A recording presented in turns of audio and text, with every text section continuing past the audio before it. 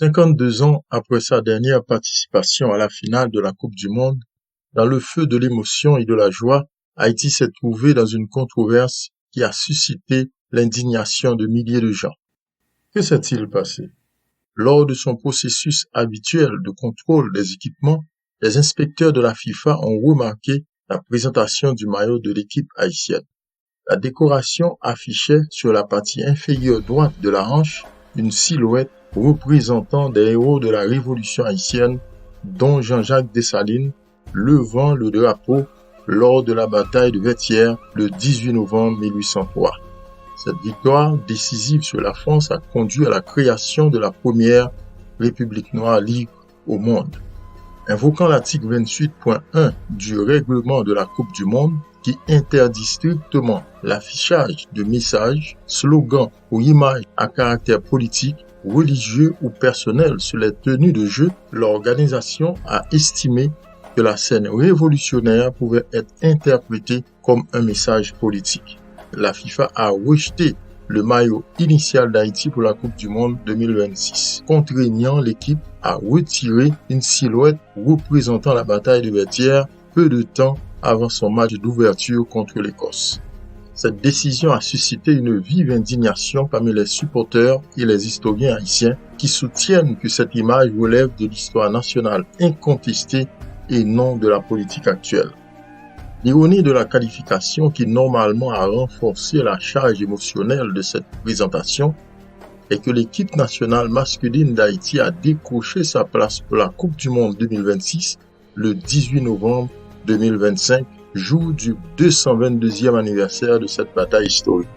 ESPN a rapporté les premiers détails de l'interdiction en mettant en avant les déclarations officielles de l'entreprise colombienne Saeta. Le média a précisé que l'équipe avait déjà porté le modèle initial lors de matchs amicaux de préparation, notamment contre le Pérou, avant que la FIFA ne le signale finalement lors de la procédure de contrôle des équipements. The Asian Times, de son côté, a mis en lumière l'impact culturel et local de cette décision. Le journal a détaillé la vive réaction de la diaspora haïtienne qui a fait état d'accusations concernant la manière dont la FIFA examine l'imagerie historique d'autres nations. Un porte-parole de l'équipe haïtienne a qualifié la décision de mauvaise interprétation. L'entreprise Saeta qui a fabriqué les équipements a publié un communiqué précisant que le design se voulait strictement un hommage aux hommes et aux femmes d'Haïti et ne véhiculait aucun message politique actuel.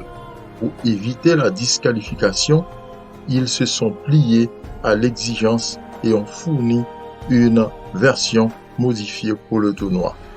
Les critiques ont dénoncé un deux poids, deux mesures, soulignant que d'autres nations utilisent couramment des symboles nationaux ou des emblèmes historiques sans être sanctionnés. Beaucoup ont perçu cette restriction comme une tentative délibérée d'effacer l'histoire de l'émancipation des Noirs. La frustration du public a été exacerbée par le fait qu'il s'agissait de la deuxième fois en 2026 que les instances sportives internationales prenaient pour cible l'histoire d'Haïti. Plus tôt dans l'année, le Comité international olympique avait contraint l'équipe haïtienne des Jeux olympiques d'hiver à masquer l'image du leader révolutionnaire Toussaint Louverture figurant sur ses combinaisons de ski de vitesse pour exactement les mêmes motifs. Malgré l'interdiction officielle de le porter en compétition, le maillot original avec le symbole Vertières est instantanément devenu une pièce de collection très prisée. Il s'est retrouvé en rupture de stock sur le site du fabricant, tandis que les supporters le portaient et l'exhibaient fièrement dans les tribunes. Que peut-on dire de cet incident? En réalité, cette réaction est compréhensible. Vertières est un symbole sacré pour tous les Haïtiens. Beaucoup de personnes réagissent avec leur cœur lorsqu'il est question de Dessalines, de Vertières ou de l'indépendance d'Haïti. C'est normal. Ces événements font partie de l'âme haïtienne et agissent pareillement dans l'inconscient collectif haïtien. Mais cette situation nous invite à réfléchir à une question plus profonde. Comment honorer notre histoire sans perdre de vue le rôle du sport dans le monde moderne?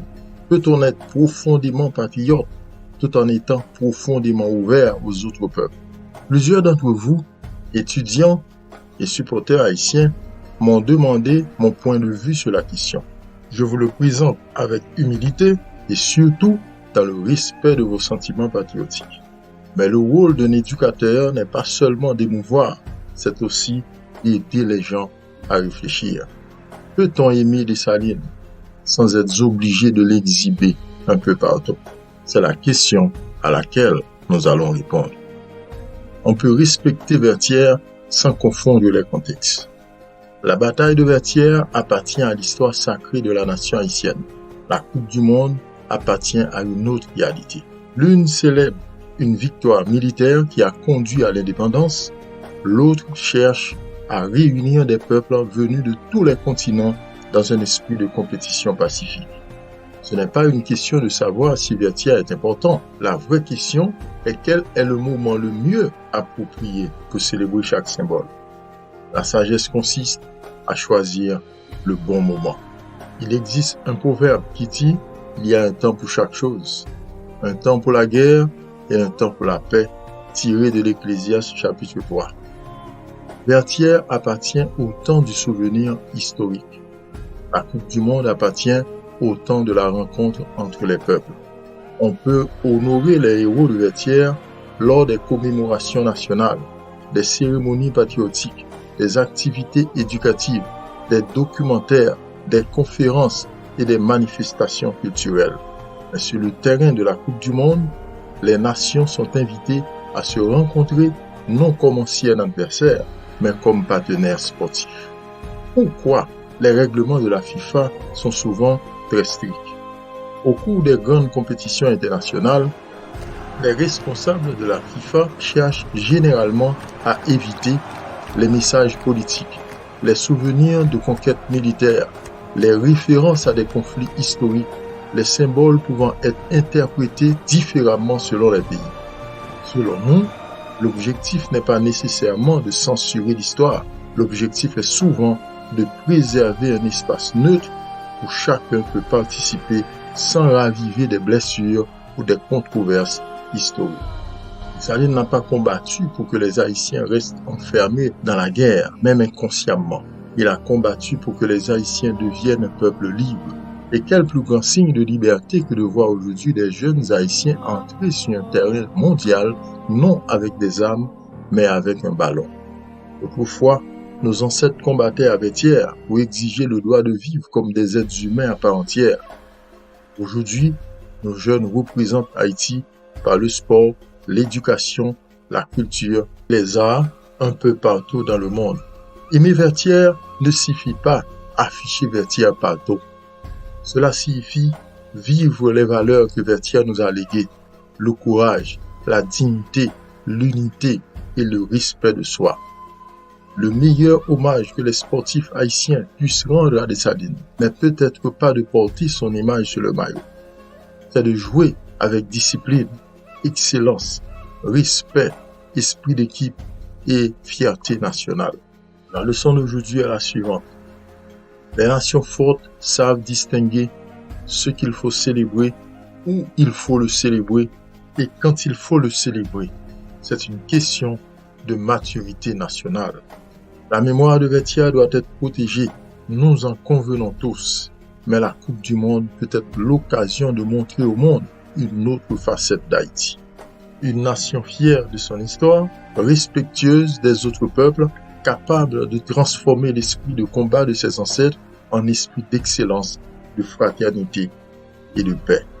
Que faut-il retenir de cette réflexion? Premièrement, nous devons connaître notre histoire, car une génération qui oublie Vertières est une génération qui oublie le prix de sa liberté. Deuxièmement, nous devons respecter le cadre du sport. La Coupe du Monde rassemble des nations qui ont parfois connu des guerres, des conflits ou des blessures historiques. Pourtant, elle accepte de se rencontrer dans un esprit de respect mutuel. Troisièmement, nous devons montrer la maturité d'une nation libre. La plus grande victoire d'Haïti aujourd'hui n'est pas militaire, c'est sa capacité à transformer l'esprit de Vertières en esprit d'excellence. Autrefois, nos ancêtres combattaient avec des armes, aujourd'hui, nos jeunes peuvent combattre l'ignorance par l'éducation, la pauvreté par l'entrepreneuriat, le découragement par l'espérance et l'esprit combatif, les préjugés par la valorisation de soi et l'excellence. Pour vous qui aimez le parallélisme historique de la Bible, nous disons ceci. Dans l'histoire des peuples, il existe des moments où tout semble perdu, mais où un acte de courage ouvre soudainement le chemin de la liberté.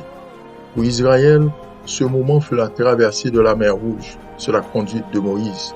Pour Haïti, ce moment fut l'assaut héroïque de la butte Charrier à Vertières sur la conduite de François Capois, Jean-Philippe Gabard et des troupes de Dessalines. Dans les deux cas, un peuple opprimé se trouvait devant un obstacle qui paraissait infranchissable. Moïse a traversé la mer Rouge pour sortir son peuple de l'esclavage. Mais après la traversée, Israël ne devait pas rester toute sa vie au bord de la mer Rouge, ni dans le désert.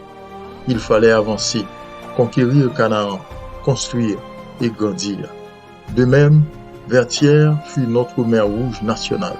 Mais le but de Vertières n'était pas de rester éternellement à Vertières. Le but était de construire une nation libre, unie et surtout une nation qui devait jurer à la postérité et au monde entier de renoncer à jamais de vivre dans l'esclavage, qu'il soit physique ou mental. En guise de conclusion, nous pouvons dire, Vertières nous a appris à conquérir la liberté. Le sport nous apprend à vivre cette liberté avec les autres peuples. La grandeur d'une nation ne se mesure pas seulement à des victoires passées, mais aussi à sa capacité de construire l'amitié et le respect dans le présent. Mon message aux jeunes Haïtiens de cette génération est ceci. La liberté se conquiert par le courage, mais elle se conserve par la sagesse. Nous pouvons honorer Vertières sans transformer chaque espace international en champ de mémoire conflictuel. Nous pouvons être fiers d'être haïtiens tout en travaillant main dans la main avec les autres peuples comme on savait le faire dans le passé. Car la véritable grandeur d'une nation ne se mesure pas seulement à ce qu'elle a réussi hier, mais à ce qu'elle est capable de bâtir aujourd'hui. Avant de vous quitter, permettez-moi de vous laisser cette pensée. Dessalines nous a appris le courage de conquérir la liberté. Notre génération doit apprendre la sagesse de la faire rayonner. Les héros nous donnent la liberté. Les générations suivantes doivent donner à cette liberté un avenir. Que l'esprit du Très-Haut vous éclaire et qu'il vous aide à comprendre que la vraie liberté ne consiste pas en des conquêtes glorieuses figées dans le passé, mais dans l'unité et la fraternité d'un peuple debout avec la conscience dressée.